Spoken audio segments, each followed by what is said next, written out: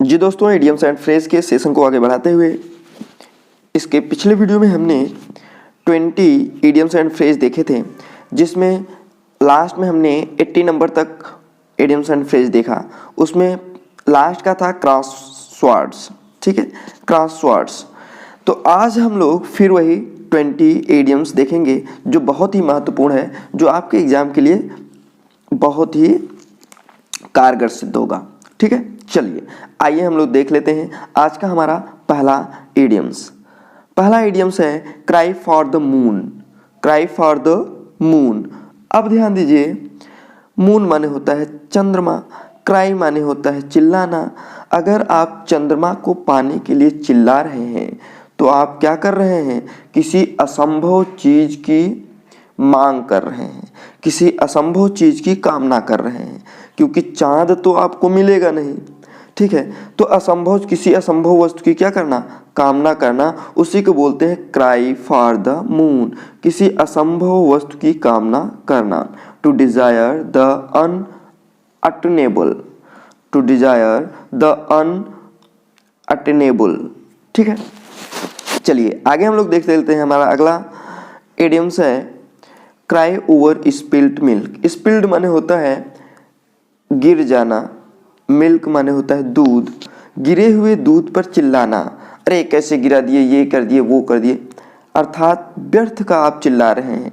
Cry over spilled milk, व्यर्थ की पश्चाताप करना, अर्थात व्यर्थ का चिल्लाना होता है, व्यर्थ का पश्चाताप करना। जब गिर गया दूध तो गिर गया, चिल्लाने से तो कुछ होने वाला है नहीं। तो क्राई ओवर स्पिल्ड मिल्क का मतलब होता है व्यर्थ पश्चाताप करना। Regret in vain for what can not be undone. Regret माने होता है पश्चाताप करना, वेन माने होता है व्यर्थ, वेन माने होता है व्यर्थ, अर्थात व्यर्थ का पश्चाताप करना। आइए आगे हम लोग देख लेते हैं। हमारा अगला इडियम्स दिया हुआ है cut a sorry figure. Cut a sorry figure. अब ध्यान दीजिए, कोई बच्चा है, मान चलिए उसको बोला जाता है, वो मान चलिए बहुत टैलेंट है और कहा जाता है एक अंक को तुम चुनो, और जिसे हम नहीं चाहते हैं कि वो चुने, तो अब वो क्या करता है? वो ऐसे अंक को चुन लेता है जो हम नहीं चाहते, अर्थात मेरी उम्मीद पे वो खरा नहीं उतरता है, अर्थात वो अपना कुछ भी प्रभाव नहीं छोड़ पाता है, अर्थात कट अ सॉरी फिगर, उसने गलत अंक चुन लिया है। कट अ सॉरी फिगर, उसने गलत अंक चुन लिया है, अर्थात उसका कोई प्रभाव नहीं पड़ रहा है। तो अपने प्रयास से तनिक भी प्रभाव न छोड़ना। कट अ सॉरी फिगर का मतलब अपने प्रभाव से, अपने प्रयास से तनिक भी प्रभाव न छोड़ना, उसे बोलते हैं cut a sorry figure. To give a poor show, to give a poor show. आगे देख लेते हैं cut both ways. Cut both ways. अब ध्यान दीजिए, जब दो पार्टी होती है, जब दो पार्टी होती है और आपको मध्यस्थता करना होता है, तो अगर आप दोनों पार्टियों के पक्ष में विचार रख दिया और निर्णय सुना दिया, तो दोनों पार्टियां अगर वो सहमत हो गई तो ठीक है, अगर सहमत नहीं हुई तो आपके दोनों रास्ते क्या हो गए? बंद हो गए। कट बोथ वेज, आपके दोनों रास्ते बंद हो जाएंगे, अर्थात दोनों ही पार्टी के पक्ष में तर्क रखने से। तो कट बोथ वेज का मतलब होता है दोनों पार्टियों के पक्ष में तर्क रखना, अर्थात दोनों ही पार्टी के पक्ष में तर्क करना, उसे बोलते हैं कट बोथ वेज। तो argue in favour of both side, argue in favour of both side. आइए अगला देख लेते हैं cut no ice. Cut no ice. एक बच्चा होता है और उसे कहा जाता है कि आप आइस, आइस माने होता है बर्फ, आइस माने क्या होता है? बर्फ। उससे कहा जाता है इस बर्फ को तुम काटो, इस बर्फ को तुम काटो। तो बच्चा जाता है, वो काटता है, उसका असर ही नहीं करता है, वो मारता है लेकिन उस पर कोई असर नहीं कर पाता है, अर्थात वो कोई कट नो आइस, वो कोई भी आइस बर्फ नहीं काट पाता है, अर्थात कोई असर नहीं डाल पाता है। तो कट नो आइस का मतलब कोई असर नहीं डालना, कोई असर नहीं डालना। To fail to make an impression, to fail to make an impression, that is a cut no ice. चलिए आगे हम लोग देख लेते हैं। अगला दिया हुआ है cut one's coat according to one's cloth, cut one's coat according to one's cloth. अब ध्यान दीजिए, जब आप दर्जी के पास जाते हैं अपने कपड़े को लेकर और कोट बनवाने के लिए, तो आप कहते हैं दर्जी साहब आप ये ऐसे ऐसे कोट बना दीजिए, बट दर्जी क्या कहता है, आप जिस प्रकार से कपड़े लाए हैं उसी प्रकार से आपका कोट बनेगा। तो cut one's coat according to one's cloth, अपनी आय के अनुसार व्यय करना, अपनी आय के अनुसार व्यय करना। To live within one's means. ठीक है, चलिए आगे हम लोग देख लेते हैं। आगे दिया हुआ dance to one's tune, dance to one's tune. Dance माने नाचना, टू माने के लिए, वंस ट्यून माने किसी के ट्यून के आधार पर। कोई आवाज धीमा करता है या कोई गाना चेंज कर देता है, उसके अनुसार अगर आप नाच रहे हैं तो आप उसकी क्या कर रहे हैं, गुलामी कर रहे हैं। तो डांस टू वंस ट्यून का मतलब होता है हुक्म का पालन करना, हुक्म का पालन करना। Obeying one's order, obeying one's order. तो dance to one's tune. Next दिया हुआ है डार्क हॉर्स। क्या है, डार्क हॉर्स।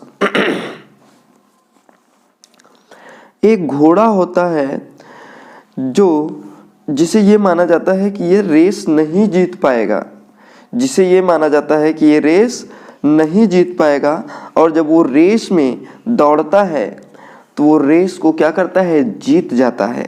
रेस को क्या कर देता है, जीत जाता है।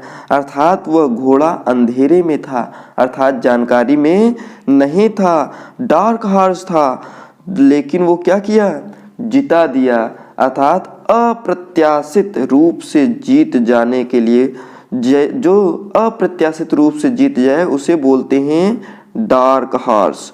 क्या बोलते हैं, dark horse. One who wins unexpectedly, one who wins unexpectedly. आगे दिया हुआ है, अगला है सॉरी, अगला दिया हुआ है डेड लेटर।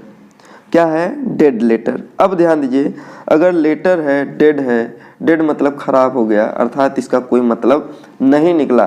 तो लेटर में अगर कोई नियम कानून लिखा गया है तो वह नियम कानून अब क्या हो जाएगा, खत्म हो जाएगा। जो पहले का नियम कानून है वो अब खत्म हो जाएगा।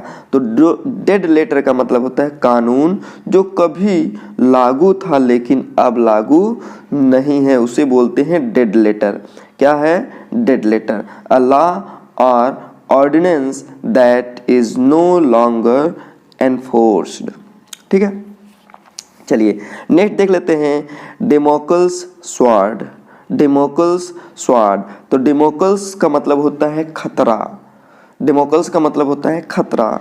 स्वॉर्ड माने होता है तलवार, तो खतरे की जो तलवार है, खतरे की तलवार। अब खतरे की तलवार कब होगी, आपको पता होगा कि खतरा है, अर्थात खतरा आपके ऊपर हमेशा लटक रहा है। तो डेमोक्ल्स स्वॉर्ड का मतलब होता है सिर पर मंडराता खतरा। डेमोक्ल्स स्वॉर्ड का मतलब होता है सिर पर मंडराता खतरा, कांस्टेंट थ्रेट, लगातार खतरा बना हुआ है। आगे देख लीजिए, die a dog's death. Die a dog's death, die माने मरना, अ डॉग्स डेथ माने कुत्ते की मौत। कुत्ते की मौत मरना, अर्थात लज्जाजनक मौत मरना। कुत्ते की मौत मरना मतलब लज्जाजनक मौत मरना। To die a shameful death. आइए अगला देख लेते हैं, die in harness. Die in harness, harness का मतलब होता है काम पे ले जाना, काम पे ले जाना।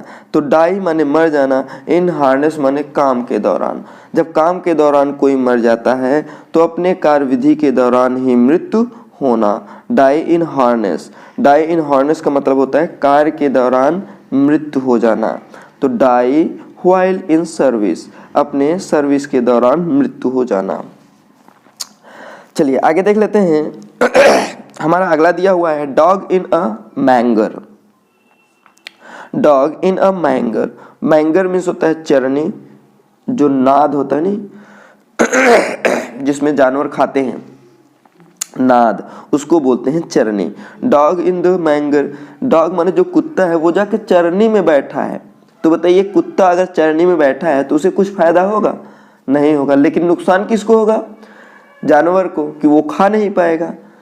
तो ये जानबूझकर जब जो दूसरों को उस सुख का भोग करने नहीं देते हैं जो उसके लिए उसके किसी काम का नहीं है, अर्थात जानवर को वो खाना नहीं खाने दे रहा है और जो कि वहाँ पे बैठ के उसे कोई फायदा होने वाला नहीं है, फिर भी वो वहाँ पे क्या है, बैठा है। तो इसी के लिए बोलते हैं डॉग इन द मैंगर, जो दूसरों को उस सुख का भोग करने नहीं देता है जो उसके किसी काम का नहीं हो।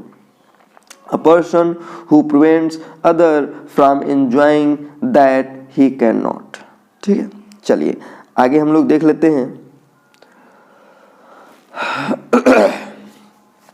अगला दिया हुआ है हमारा डंकीज ईयर्स। डंकीज ईयर्स मतलब समझते हैं गधा है। गधा को अगर छोड़ दिया जाए तो बहुत धीरे धीरे धीरे धीरे चलता है और काफ़ी टाइम लगा देता है पहुंचने में कहीं भी, तो उसे बोलते हैं डंकीज ईयर। क्या बोलते हैं? डंकीज ईयर्स, काफ़ी समय बाद, काफ़ी समय बाद, a long time, a long time, काफ़ी समय बाद। आगे देख लीजिए draw a line. Draw a line क्या कहते हैं? मैं ये लाइन खींच दे रहा हूँ, ड्रा कर दे रहा हूँ एक लाइन, इधर आपको नहीं आना है, आपको इधर नहीं आना है, इधर मेरी जगह है। तो क्या किया जाता है? आपको मर्यादा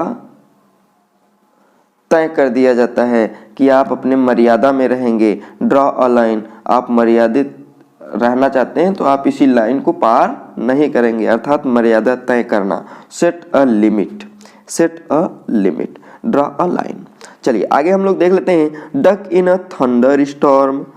डक माने होता है बतख, इन माने में, अ थंडर माने तूफानी अर्थात गर्जना भरा, स्टॉर्म माने तूफान या धारा में, अर्थात एक थंडर स्टॉर्म, एक तूफानी धारा में अगर कोई डक है तो आप बताइए क्या वो समझेगा कि मैं जिंदा रहूंगा कि मर जाऊंगा? वो बहुत दुखी होगा ये सोच सोच कर कि मैं जिंदा रहूंगा कि नहीं रहूंगा। तो वो बहुत दुखी होता है, अर्थात व्यथा अवस्था में होता है।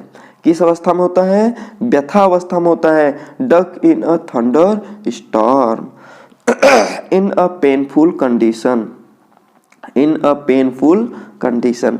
अगला दिया हुआ है ईगल आइड।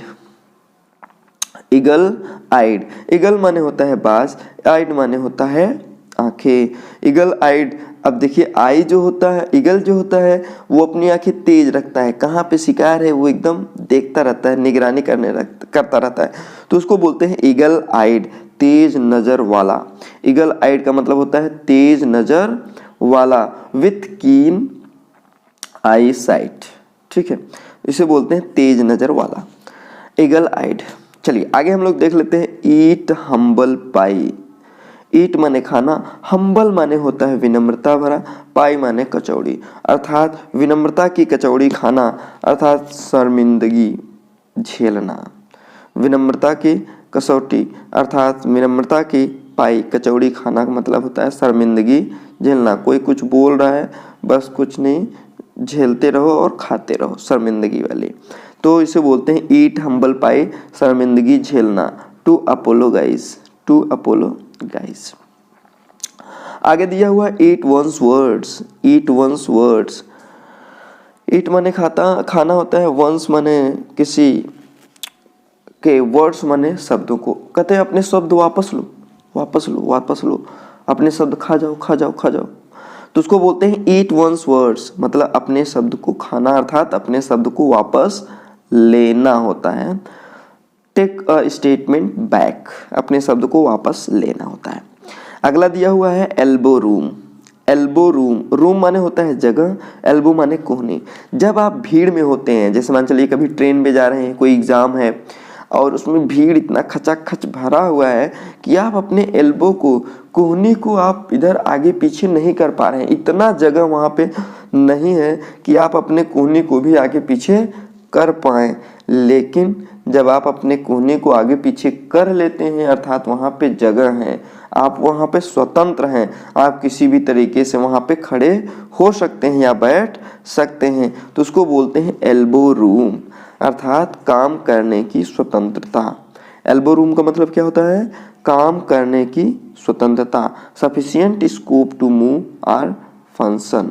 ठीक है, तो अर्थात काफ़ी जगह रहे, सफिशिएंट स्कोप रहे टू मूव आर फंक्शन, तो काम करने की जो स्वतंत्रता होती है वहाँ पे बोलते हैं एल्बो रूम। तो आज हम लोगों ने 20 ईडियम्स, बहुत ही महत्वपूर्ण ईडियम्स देखे हैं जो आपके एग्जाम में फ्रिक्वेंटली पूछे जाते हैं। तो ये वीडियो आपको कैसा लगा कमेंट बॉक्स में कमेंट करना ना भूलिएगा। या चैनल पे नए हो तो चैनल को सब्सक्राइब कर लीजिएगा, बेल आइकन पे प्रेस करना ना भूलिएगा ताकि नए नोटिफिकेशन आप तक पहले पहुँच सके। जी दोस्तों, हम लोग फिर मिलेंगे नेक्स्ट वीडियो में नेक्स्ट टॉपिक के साथ। तब तक के लिए जय हिंद।